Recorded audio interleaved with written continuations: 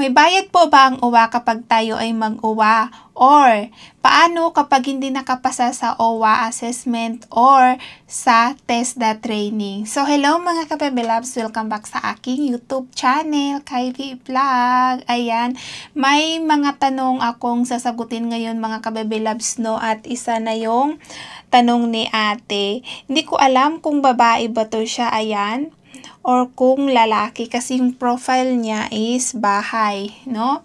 Ang tanong na ito ay galing sa aking FB page mga ka-Bebe Loves, no? Kasi doon nagpa-vlog tayo at puro lang reels talaga yung ina-upload ko doon, kaya bitin ang ating explanation. Maraming nagre-request na gusto nilang gumawa ako ng long form video, kaya mga ka-Bebe Loves, no, gumawa ako ng YouTube at dito na ako nag-upload ng mga mahahabang mga explanation or videos.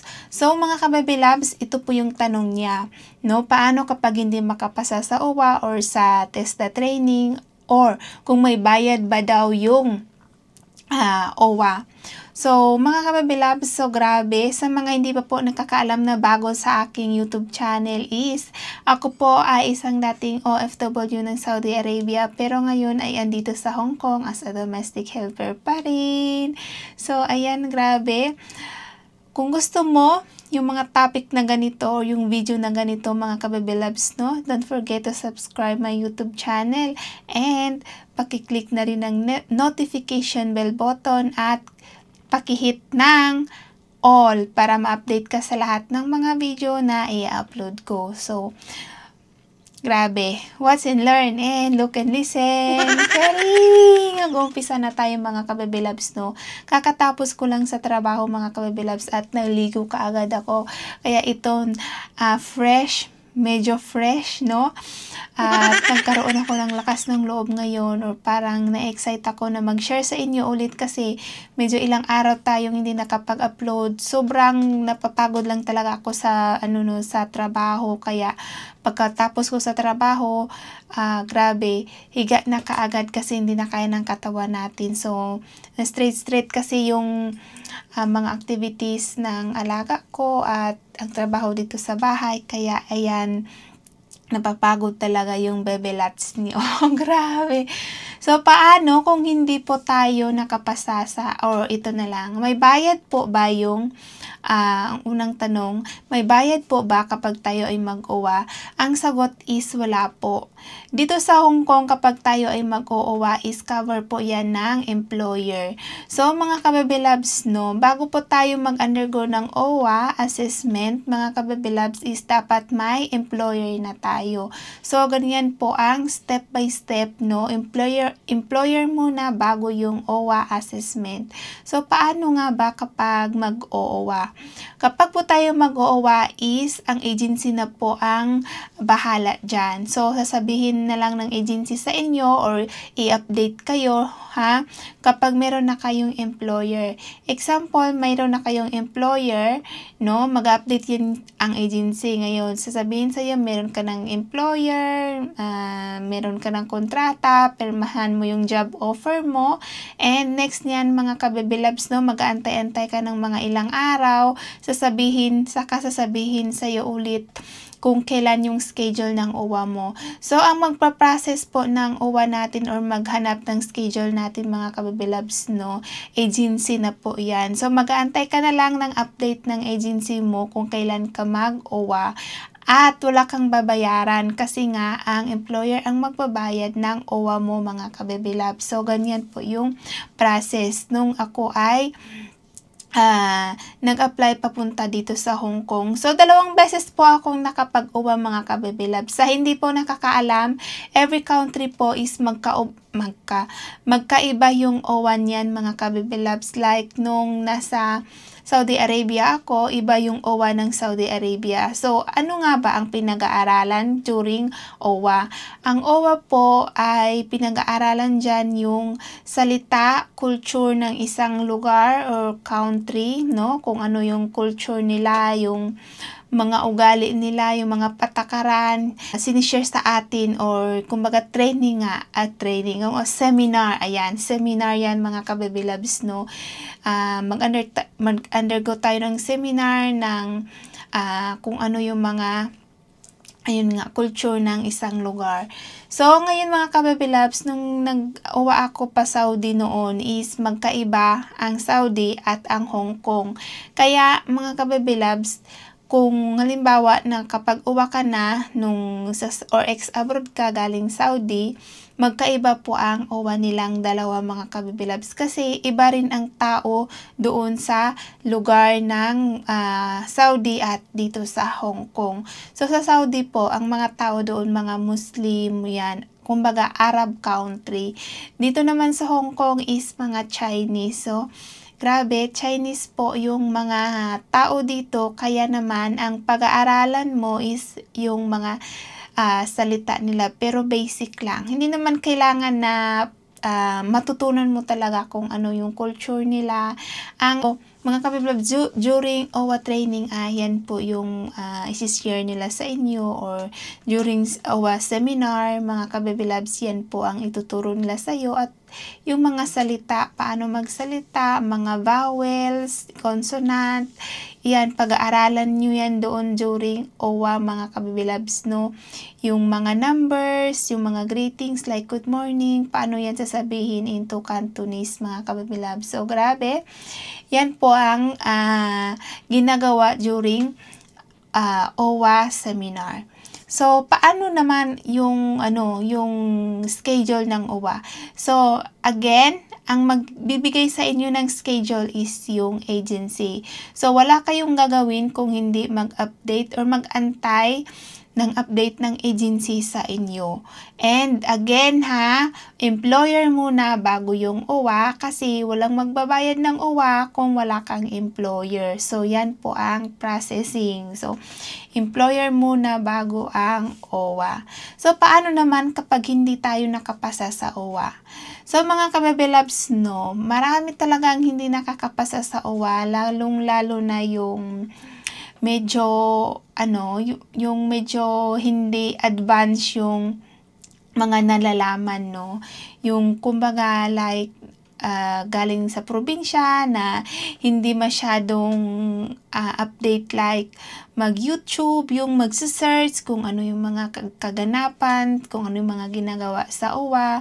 Yun yung wala silang idea mga kabibilabs, yun talaga ang madalas na nababagsak sa OWA. Pero mga kabibilabs, no, mabilis lang ang OWA. Oo, may exam siya, pero imposible na hindi ka makapasa. So, ang kadalasan talaga na hindi nakakapasa sa OWA is yung may nakikita yung instructor sa'yo na hindi nila nagustuhan. Kaya ayun, imbis okay ka naman sa loob ng training center or seminar center, mga kabibilabs, no, ay binabagsak ka kasi nga nakitaan ka ng ugali na hindi maganda. So, during OWA kasi, no, hindi yan porket na yung sinabi ko kanina may training, pag-aralan mo yung mga season nila dito or mga culture nila dito is yun lang ang i-focus mo. Hindi po. During OWA po ay kumbaga, inoobserbahan po tayo dyan yung attitude natin, no? OWA pa lang, tapos mag-attitude ka na. Paano na lang kapag andito ka na sa bahay ng employer? So, ganun siya mga kabibilabs. Inoobserbahan tayo during OWA seminar mga kabibilabs. Kaya, ingat-ingat na lang, no? Huwag pasaway para makapasa. So, maraming nagsasabi na imposible naman na hindi mo mapasa yung OWA. Pero mga kabibilabs, meron talagang hindi nakakapasa sa OWA kasi may mga instructor na hindi maganda yung yung ugali nila. Kumbaga, pinapahirapan ka, hindi ka na binibigyan ng second chance. May mga instructor na ganyan. So, marami rin akong na-encounter na ganyan daw yung mga kabats nila noon na ganito binagsak kasi ganito, ganyan. So, grabe, basta, no, seryosohin nyo lang yung OWA seminar nyo mga kabibilabs para kayo ay makapasa. Paano kung hindi talaga nakapasa? So, kapag hindi ka nakapasa, mga kabibilabs, ay mag-uuwa ka ulit hanggang sa makapasa ka. Yan po ang masasabi ko sa'yo.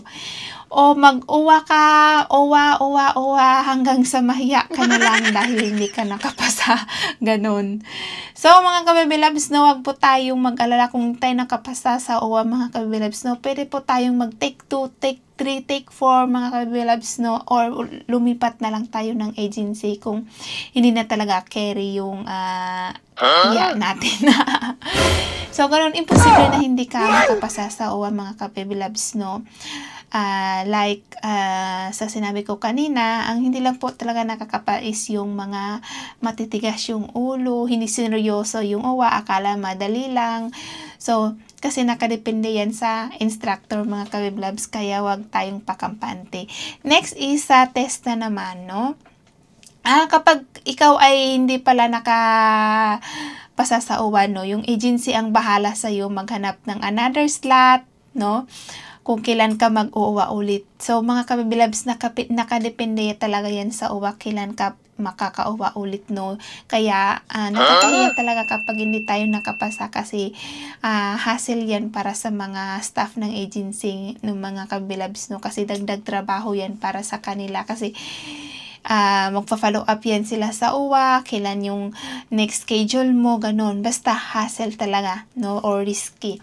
And next is, paano naman kapag hindi nakapasa sa TESDA training? Sa TESDA training, mga kabibilabs, no, magiging transparent po tayo dyan. Sa TESDA training, kadalasan talaga dyan ay pinapasa lahat, mga kabibilabs, no, kahit na hindi ka magaling. So, maraming nagsasabi at na-experience ko na rin yung sa TESDA ay lahat ng natutunan natin sa TESDA ay hindi yan natin lahat ma-apply sa trabaho natin kung saan bansa tayo magtatrabaho, mga kabibilabs. Kasi nga, ang bahay ng employer natin is iba yung mga rules and regulation dyan or mga pinapagawa sa inyo mga kabibilabs, no? Hindi kagaya nung training mo nung nag-TESDA ka. So, mga kabibilabs, based sa aking experience, madali naman yung mag-TESDA training kasi 3 days yan, no. Ang pagte-TESDA, mga kabibilabs, no, is marami kayo, pwede kang magpa-assist or magpaturo sa mga kasamahan mo. Imposible na talaga na hindi ka makapasa sa sa TESDA training. And mga kabibilabs, yung TESDA is ang ginagawa nyo dyan is dyan tuturuan kayo paano mag-beddings, ayan, magpalit ng mga cover ng bed or higaan. Tinuturuan kayo dyan ng mga pagluluto, no, or cooking lesson. Halimbawa, Saudi in-applyan mo, tuturuan ka dyan kung paano magluto ng Arabic food. And kapag dito naman sa Hong Kong, ay tuturuan ka dyan paano magluto ng Chinese foods. Ganyan siya, mga kabibilabs. And tuturuan kayo dyan paano magplancha. So, mabilis lang siya, mga kabibilabs. Imposible na hindi ka makapasa. Kung mag-attitude ka, tapos hindi nagustuhan ng staff doon yung attitude mo, ayun, bagsak ka talaga. So, kaya magpakabait, no, wag magbulakbol during seminar and TESDA training. So, ayun siya, mga kabibilabs. Sa TESDA, tuturuan ka dyan paano magplancha, no, kung ano yung dapat na plansahin mo. Kasi may mga way or may mga tips, tricks, paano mas mapabilis tayo matapos sa ating pagpaplantsa at paano hindi masunog yung mga damit, no? Kasi may mga i-adjust ka sa plansa.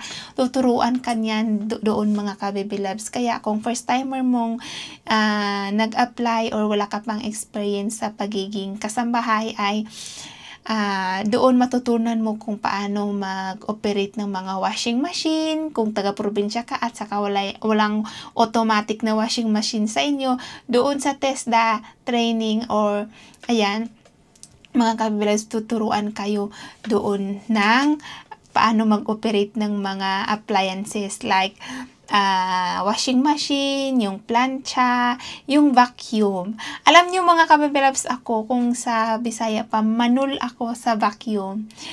Nung nag-vacuum ako nung nagtesta ako, yung vacuum doon is maliit lang siya, yung may handle siya, mga kabibilabs, at yung ulo niya is ganyan. Ganyan lang siya kaliit. Nung nasa Saudi ako noon mga kabibilabs, ang vacuum ng amo ko, napakalaki, kati ng ilong ko. So medyo inaantok na ako. Mga kabibilabs is, ano siya, malaki. Tapos may parang hawakan yan siya na may hose. Yun. Alam nyo, natanggal yung hose. Ngayon yung vacuum is naka-open. Kinain niya yung pantalon ko mga kabibilabs. So parang mahimatay talaga ako sa time na yun. Mabuti na lang mga kabiblabs nasa kumbaga yung kwarto ng para sa mga babae ko, may mga bisita doon.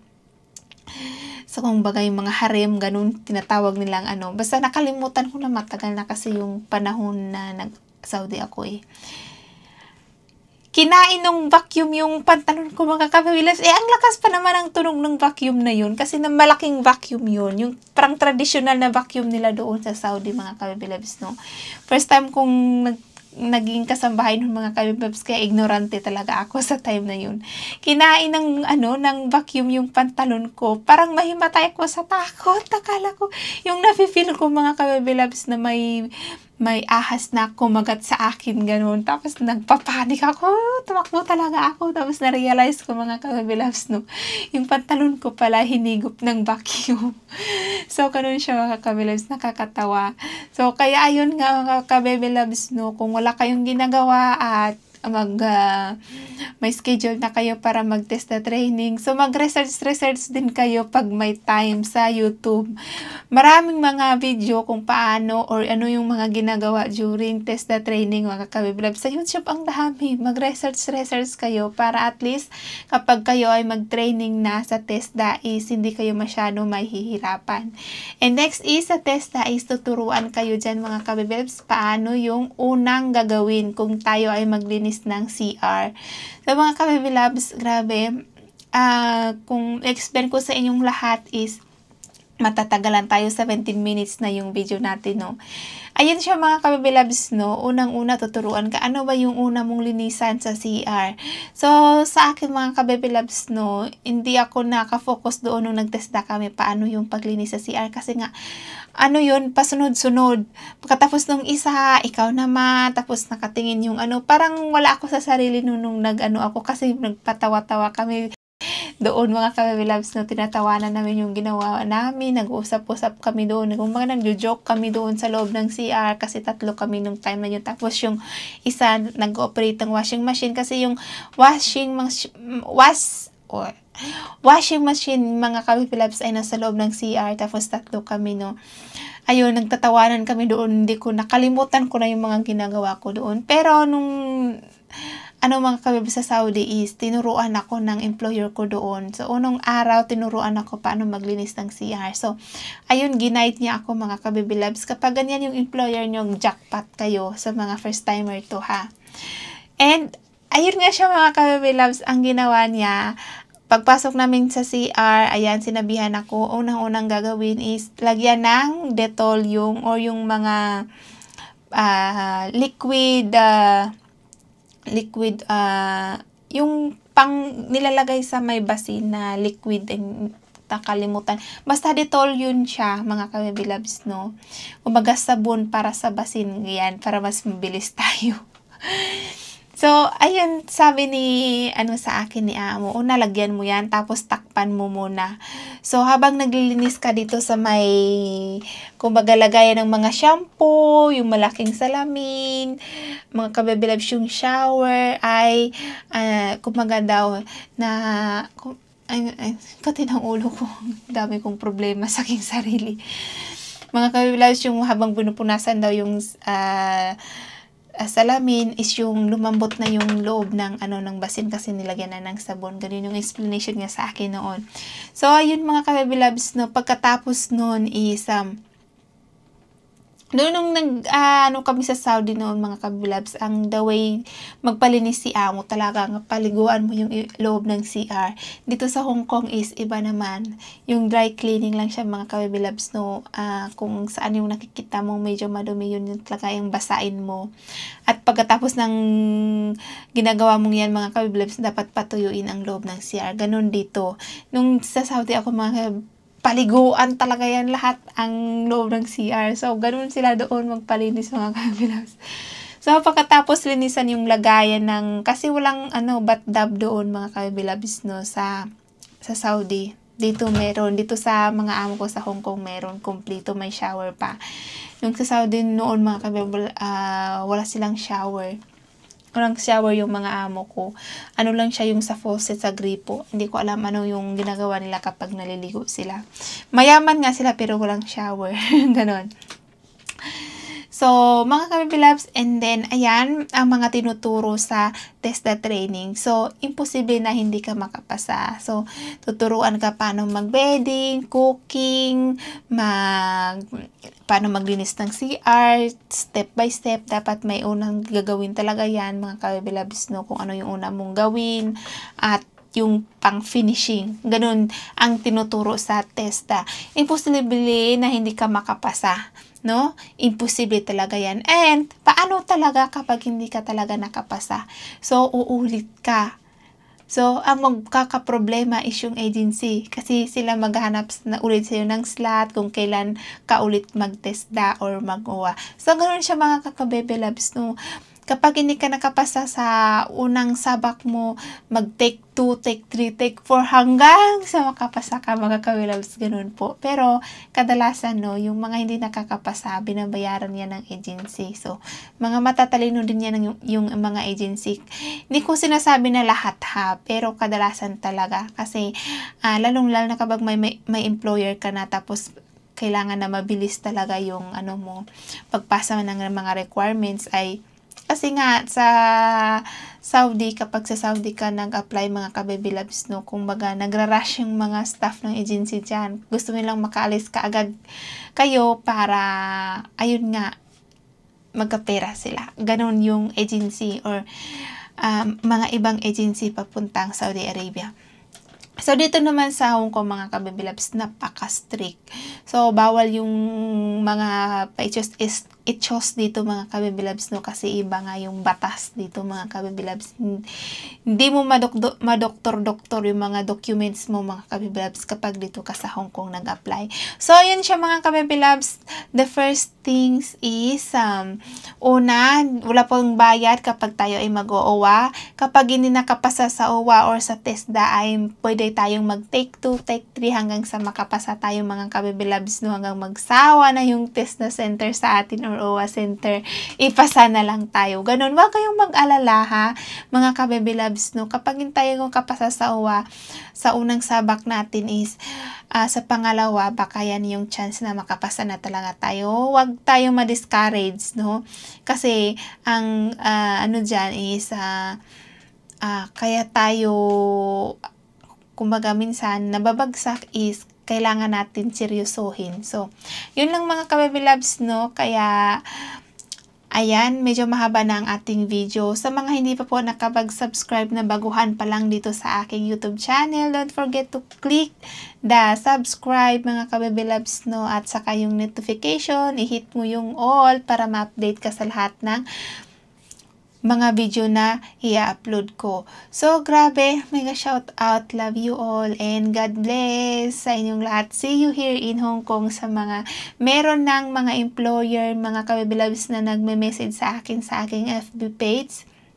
Grabe, ilagay ko yung link sa description ng video na ito kung ano yung aking FB page. Marami ka ring matutunan doon sa aking FB page, no. Lahat ng mga sinishare ko dito sa aking YouTube is mga tanong yan na galing sa aking FB page, mga kababilabs. Kaya, grabe, don't forget to subscribe my YouTube channel, and thank you, and God bless us all. Sorry sa salita ko, hindi tayo pure Tagalog, and bye-bye!